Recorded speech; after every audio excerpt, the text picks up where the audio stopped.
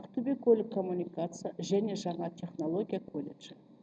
Арнайы пән оқытушысы Имашева Сатина Жұмабаевна. Пәні жолаушылар тасымал ұйымдастыру. Сабақтың тақырыбы қол жүгі, багаж, жүк багаж тасымалы.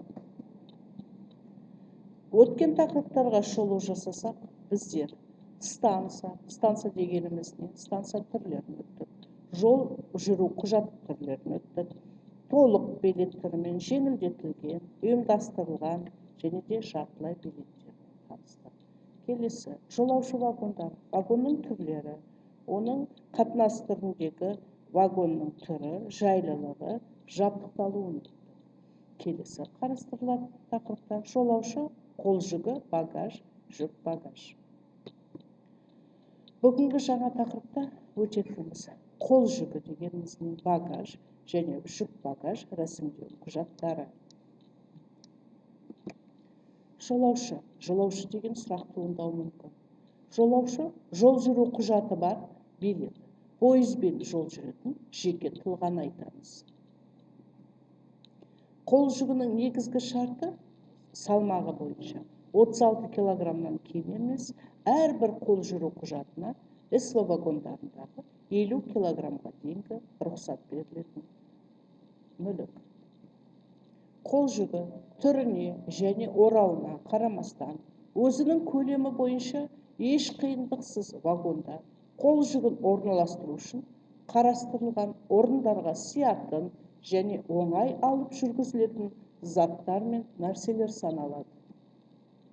Жолаушы өзімен бірге ақысыз бір толық және балалар жол жүру құжатына 35 килограммнан аспайтын салмақтағы көлемі 3 өлшемдердің қосындысы бойынша 100-50-200 сантиметрден аспайтын қол жүгін тасымалдауға құқылы. Ал тальго тұлпар вагондардан құралған және оларға ұқсас вагондарда қол жүгін тегін алып жүруге рұқсат етеді. Оның мөлшері 70 сантиметрден 40 сантиметрден құрайды және де килограммы 25 килограммнан аспау керек. Санитарлық гигиеналық талап бойынша, этикалық, эстетикалық жағдай бойынша әрбір жолаушы өзімен алып жүруге міндетті заттар. Қазіргі таңда вирустық аурудың ұшығуына байланысты темір жолда жолаушы пойыздарына мінгізу қатаң тексеріледі. Жолаушы өзімен бірге алып жүреді өзінің ыңғайы үшін. Ыңғайлы аяқ киімдер, көйлектер, гигиеналық құралдар, техникалық құралдар, қуаттау, құжат, жеке төлқұжаты, ақша. Әрине, әр жолаушыда аптечка болу керек, дәрі-дәрмек, антибактериалдық беттер және де темір жолдың талабы бойынша бір мәрте пайдаланатын маскасы, перчаткасы болу қажет. Вагонға жол жүгі ретінде тегін алып жүруге болатын заттарға біздер әйелдер қолдорбасы, бинокльдер, ұялы телефондар, балдақтар, сырт киімдер, планшет, ноутбуктар, қол шатыр және де коляска жатады. Алыс қашықтықты және жергілікті пойыздарының купелік және СВ вагондарында, сонымен қатар ішкі қатынастағы және аудан аралық пойыздардың барлық вагондарында бір жүру құжатынан артық болмайтын теледидар мен радио қабылдағыштарды тасымалдауға айрықша жағдайда рұқсат етеді. Ол кезінде тасымалдау рәсімінде Лу-12А формалы есеп қағазы жүргізіледі. Тасымалданатын қол жүгін өлшеу үшін станцияда, вокзалдарда таразылар орналастырылады. Таразышы қол жүгін осы ережелерде көзделген, белгіленген салмаққа және өлшемге сәйкестігіне қарап өлшейді. Белгіленген салмақ пен өлшемге сәйкес келген жағдайда жол жүру құжатының екінші жағында қол жүгін тасымалдау туралы белгі қойылады. Қала маңындық пойыздарда қол жүгі ретінде ақысыз тасымалдау нормасы есебінен тасымалдаудың қауіпсіздік қамтамасыз ететін техникалық құралдар, тұрмыстық құралдар және де тасымалдауға өсімдіктерді, көшеттерді рұқсат береді. Оның килограммы 18 килограммнан аспау керек, ал биіктігі 1,5 метрді құрау керек.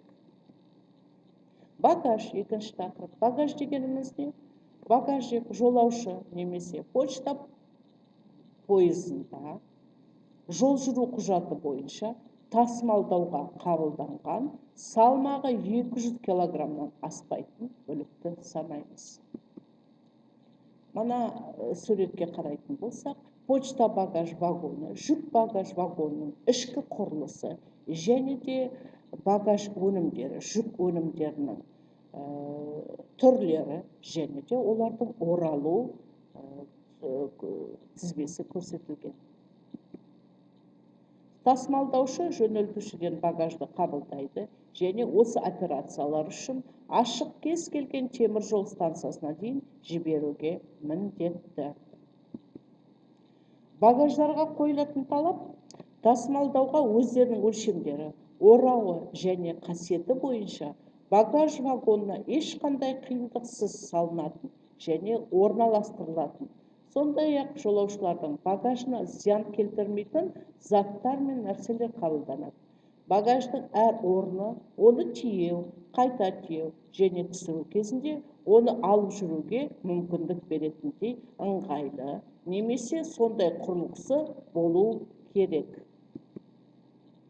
Аса байқаушылықты талап ететін бейне және аудио аппаратура және де басқа ұйымдастыру техникасы жол жүру барысында сақталуын қамтамасыз ететін орамда және қатты орамда, жәшіктер мен торларда қабылданады. Бейне аппаратуралардың бүйірлеріне қауіпсіздік үшін абайлаңыз телевизор, абайлаңыз компьютер деген анық жазулар болу керек. Багажбен рұқсат берілмейді. Бірінші, атқыштық қаруды, жарылғыш улы сасыған инфекциялық өрт қаупі бар, оңай тұтанатын, өзінен өзі жанатын, есірткі және уландырғыш заттарды, оқ-дәріні тасуға рұқсат берілмейді. Бағалы қағаздарды, құжаттарды, ақшалай сомаларды, бағалы тастар мен құнды заттарды тасымалдауға тыйым салады. Жүк багаж.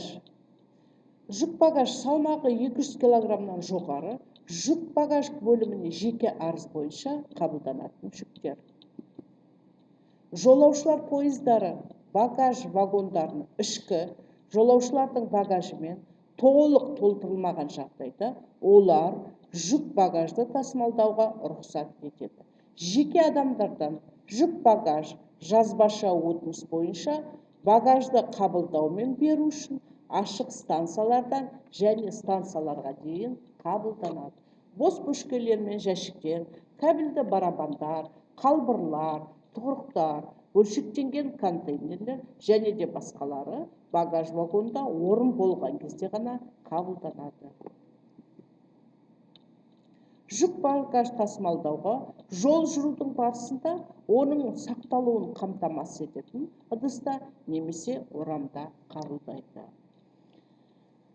Әр орында оны тиеу, қайта тиеу мен түсіру кезінде орын ауыстыруға ыңғайлану және оған мүмкіндік беретін құрылғысы болу керек.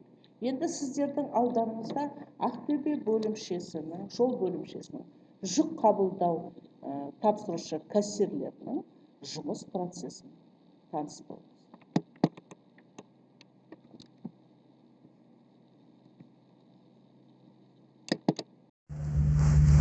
Саламатсыздар, мен Ақтөбе жүк бөлімшесінің жүк қабылдап тапсырушы жұмыс жасаймын.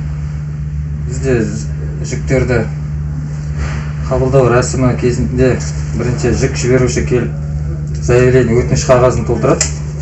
Затын өлшеп, сыртын упаковкасына қарап, қаптамасына қарап қабылдаймыз. Сонан соң ярлык жазамыз. Сонан соң ол кісі жүк жіберуші кассаға ақшасын төлейді жолдың. Сонан соң рәсімдегеннен кейін документтің бір данасын бізге тапсырады. Біз ол данамен заттың сыртындағы маркировкасын жазамыз. мына қағаз жүк жіберушінің толтыратын өтініш қағазы. Бұл қағазда ол өзінің аты жөні, адресі, контактный телефоны, сосын заттың орны, саны, салмағы, упаковкасы, қаптамасы, неде қапталғаны, және баратын станциясы, алушысы және алушысының телефоны, адресі, бүгінгі число жазылады. Ал мына қағазды ярлыкке біз осы тапсыру өтініш бойынша толтырамыз. Қанша место, қанша килограмм упаковкасын толтырып, осы екі қағазбен, өтініш қағазбен ярлыкпен кассаға барып, жол ақысын төлейді.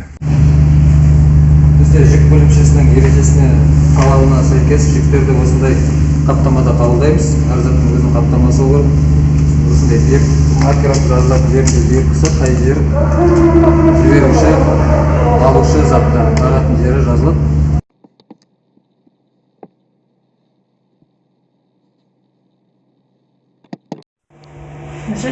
Саламатсыз ба? Аты жөнім Бекетова Айнұр Абжанқызы. Осы багаж бөлімінің багаж кассирімін.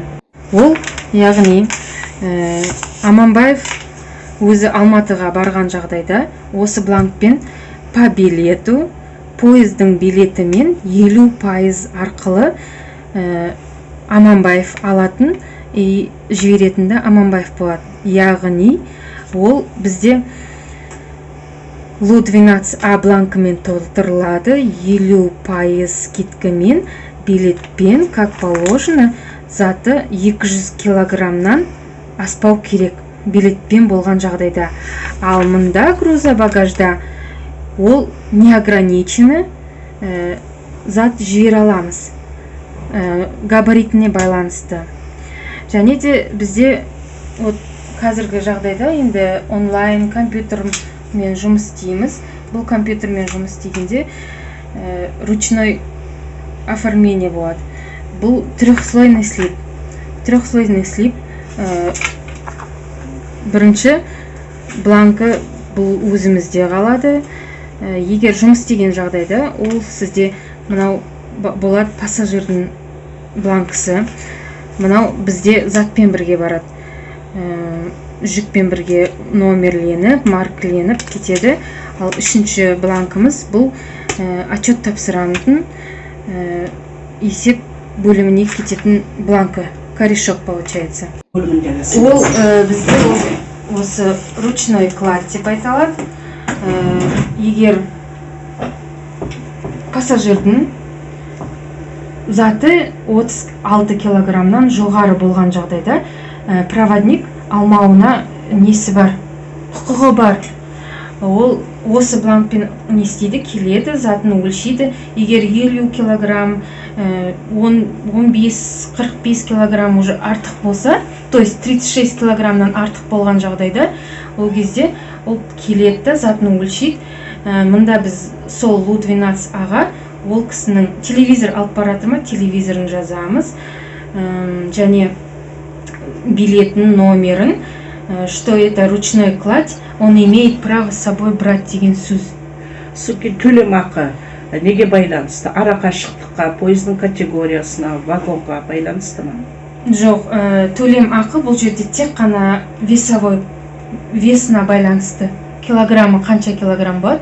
Егер 36 килограммнан жоғары болған жағдайда, тек қана сол сумма 45-50-ге біз аламыз. Ол арақашықтыққа ешқандай қатысы жоқ. Алматыға да, Чимкентке да, Қызылордаға да бүкіл жерге жібере береміз. Тек қана заттың килограммына байланысты. Сұхбатыңызға рахмет. Алдарыңызда көрсетілген бейне жазбада багаж, жүк багаж өнімдерін тапсыру және де рәсімдеу сәті бейнеленді.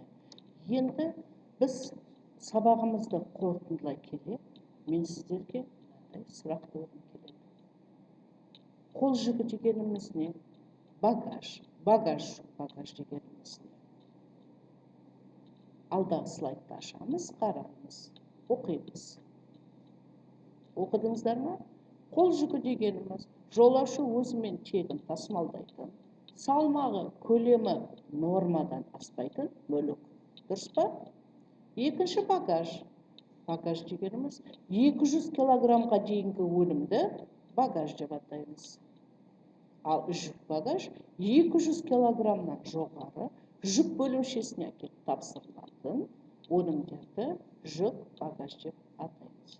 Келесі сұрақ. Л12А, Л12Б құжаттары қандай жағдайда толтырылады? Жаңа бейнежазбада сіздерге анық айтты. Естеріңізге түсіріңіздер.